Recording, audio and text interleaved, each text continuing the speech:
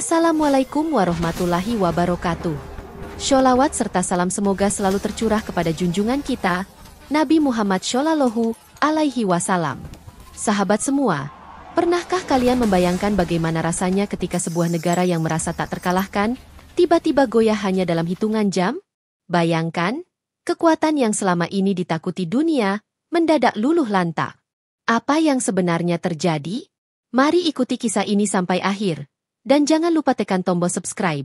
Nyalakan lonceng notifikasinya, agar tidak ketinggalan kisah-kisah penuh hikmah lainnya. Pagi itu, langit di perbatasan Gaza tampak biasa saja. Namun di balik ketenangan itu, Hamas tengah mempersiapkan operasi terbesar sepanjang sejarah perlawanan mereka. Puluhan brigade telah menunggu aba-aba. Senjata, roket, hingga drone kamikaze disiapkan secara tersembunyi selama berbulan-bulan. Tidak ada yang tahu bahwa hari itu akan menjadi mimpi buruk terbesar bagi militer Israel. Tepat pukul 4.30 dini hari, rentetan roket ditembakkan ke berbagai pangkalan militer utama Israel. Ledakan mengguncang tanah, membangunkan ribuan tentara dari tidur mereka. Beberapa pangkalan terhantam langsung, menghancurkan gudang persenjataan dan kendaraan tempur. Sistem pertahanan Iron Dome kewalahan menghadapi gelombang serangan yang datang bertubi-tubi. Namun yang paling mengejutkan adalah serangan darat terkoordinasi. Puluhan pejuang Hamas menyusup melalui terowongan bawah tanah, menghantam titik-titik vital pertahanan.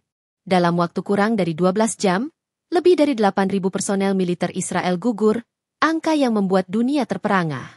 Bukan hanya kekuatan militer yang terpukul, ekonomi Israel pun kolaps ketika.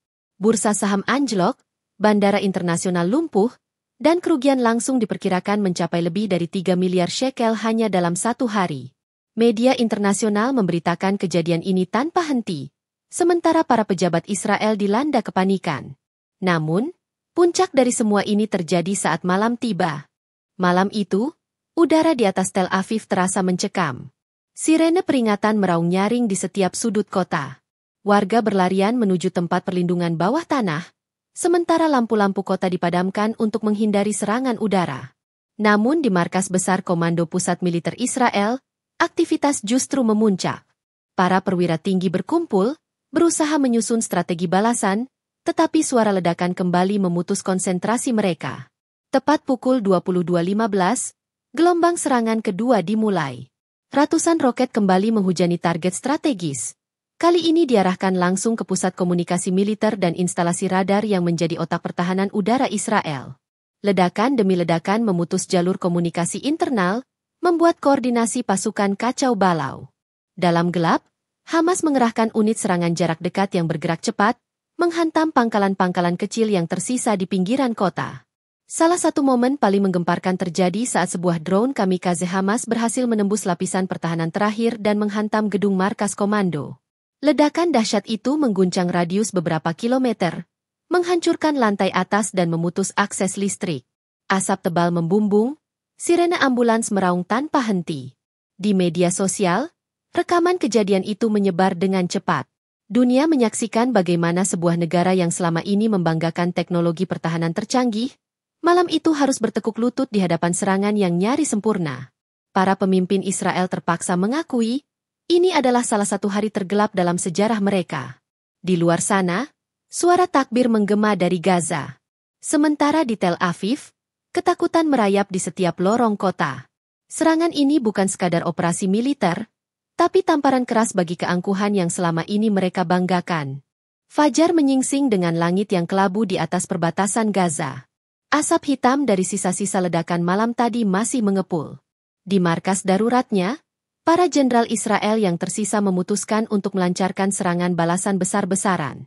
Ratusan kendaraan lapis baja dan tank Merkava mulai bergerak menuju garis depan, diiringi dukungan helikopter Apache yang berputar di udara. Suara mesin perang menderu, tanah bergetar, dan debu mengepul di sepanjang jalan menuju Gaza.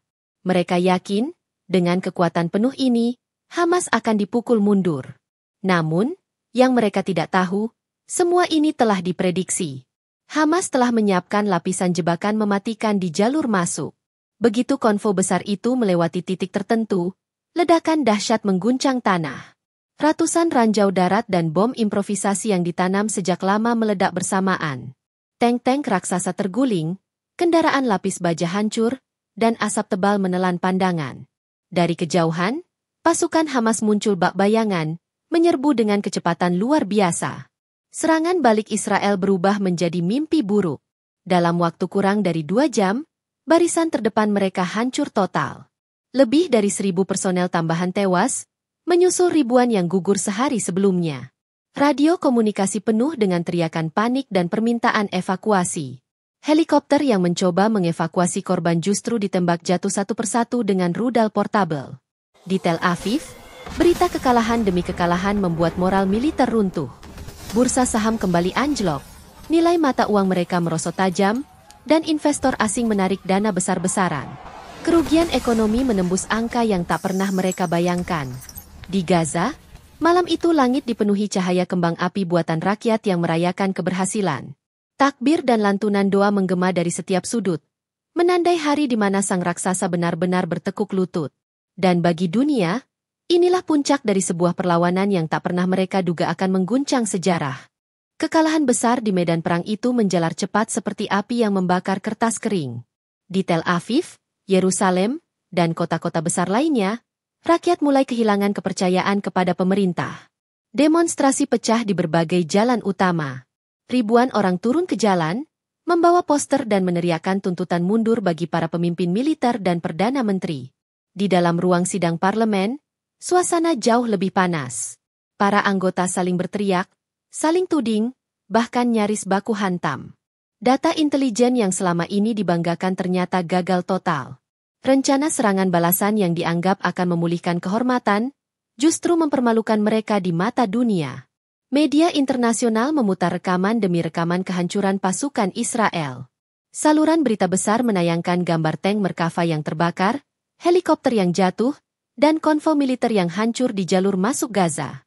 Semua itu diiringi komentar para analis yang mengatakan, ini adalah titik balik terbesar dalam konflik modern. Sementara itu, tekanan datang dari luar negeri. Beberapa negara yang selama ini menjadi sekutu Israel mulai menarik dukungan. Mereka khawatir kerjasama militer akan menyeret reputasi dan stabilitas politik mereka sendiri. Beberapa kontrak dagang dibatalkan, bantuan finansial ditangguhkan. Ekonomi Israel semakin terpuruk, inflasi melonjak, harga bahan pokok naik drastis. Namun yang paling menghantam batin para pemimpin mereka adalah kenyataan bahwa Hamas tidak hanya menyerang secara fisik, tapi juga menyerang mental dan moral seluruh bangsa. Di Gaza, setiap jalan dipenuhi bendera kemenangan. Di dunia maya, jutaan orang membicarakan bagaimana sang raksasa tumbang dalam hitungan hari. Malam itu, di ruang kerja Perdana Menteri Israel, hanya ada keheningan.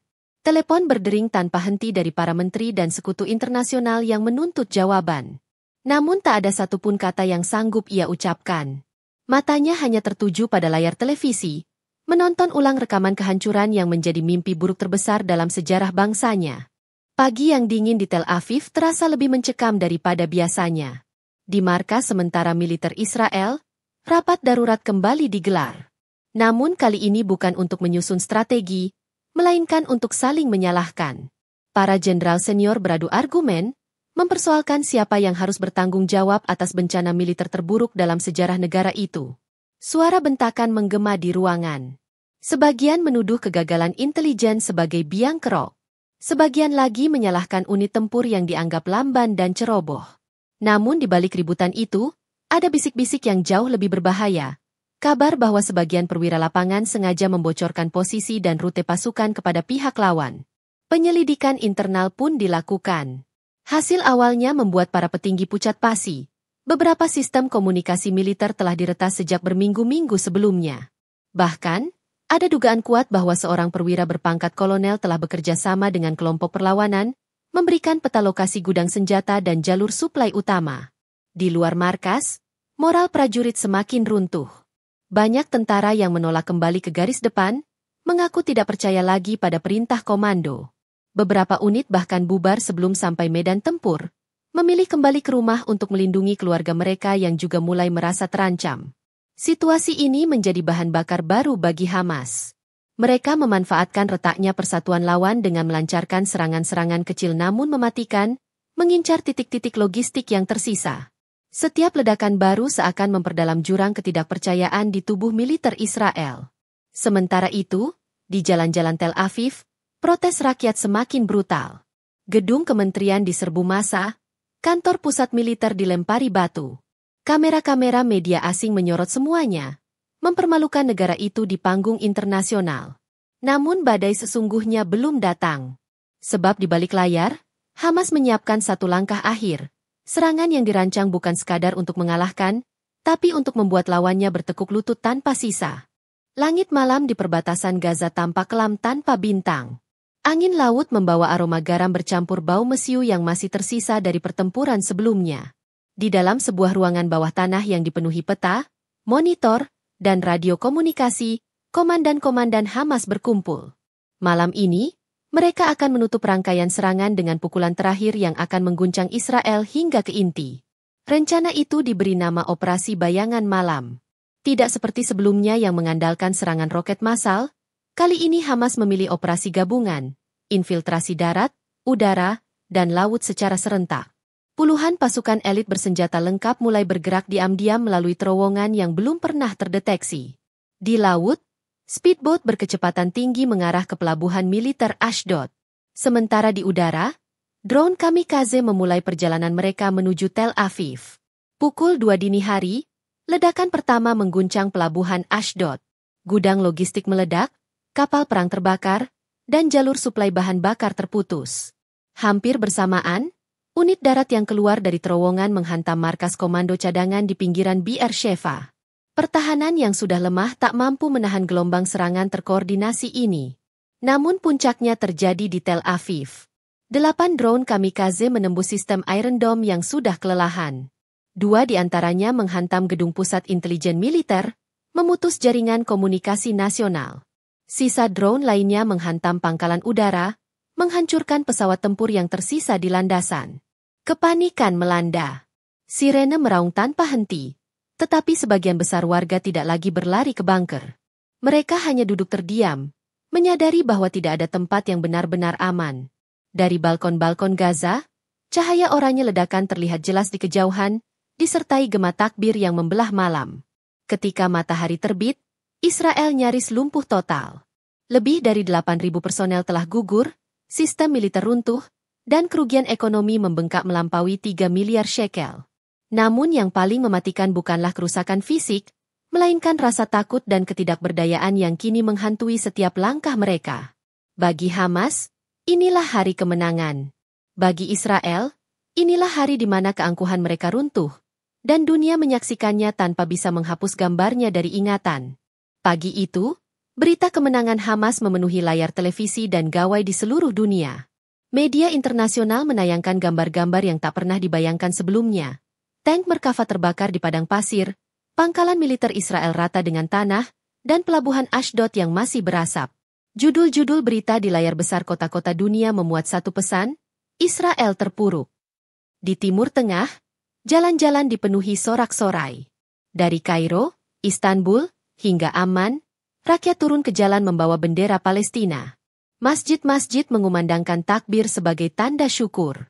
Di media sosial, jutaan unggahan dengan tagar kemenangan Palestina trending nomor 1 di berbagai negara. Sementara itu di markas darurat pemerintah Israel, wajah-wajah pucat para pejabat menjadi bukti betapa besar kehancuran yang mereka hadapi. Mereka bukan hanya kehilangan ribuan prajurit terbaik, tapi juga kehilangan kepercayaan sekutu.